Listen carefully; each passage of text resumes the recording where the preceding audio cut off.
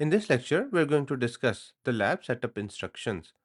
But just a heads up, these instructions are for Mac OS. If you have a Windows system, please refer to the other lecture which contains instructions for Windows-based systems. Also, please pay attention that these instructions are for Apple chip-based Mac systems.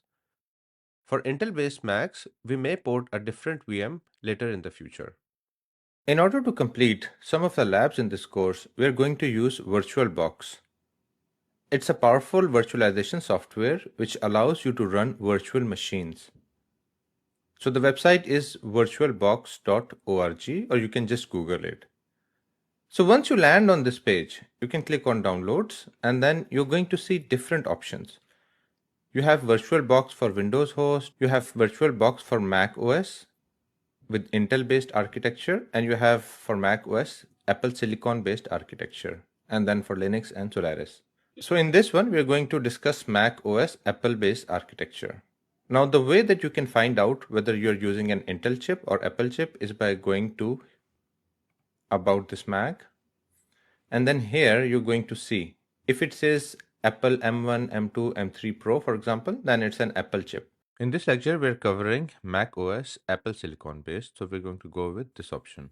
Once the installer has been downloaded, double-click to start the installation process. So you need to double click on virtualbox.pkg and it is going to launch the installer. So we click continue. We're just going to go with the default options, install. Then you need to provide the password.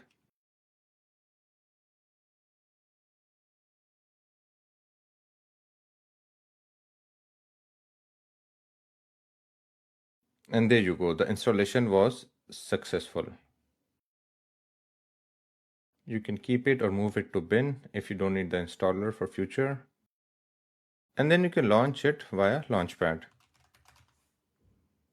So there you go. This is VirtualBox.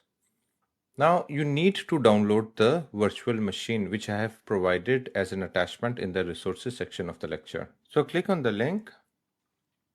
So when you go on this page, it's going to say the file is too big to load. However, you can download it. So click on download. And once your download completes, once the download has completed and you see this folder which has been created. So it's a zipped file, but macOS usually unzips it automatically. If it hasn't, please unzip it now. Go to VirtualBox and now add. Browse to this machine, click open, then the VBox. So you have to open the file which has VBox extension. Just a word of caution, if you see the VM file not uploading correctly or showing an error message, or during the unzipping of the folder, if you see error messages, then it means the file hasn't been downloaded properly. So please use a download manager or something appropriate to make sure that the file is not corrupted. So the only thing is that it can be a bit small to see because it's going to open in a bit smaller window. So if you want, maybe you can adjust the scale factor here from display settings, okay? You can leave all the settings as they are and then just start it.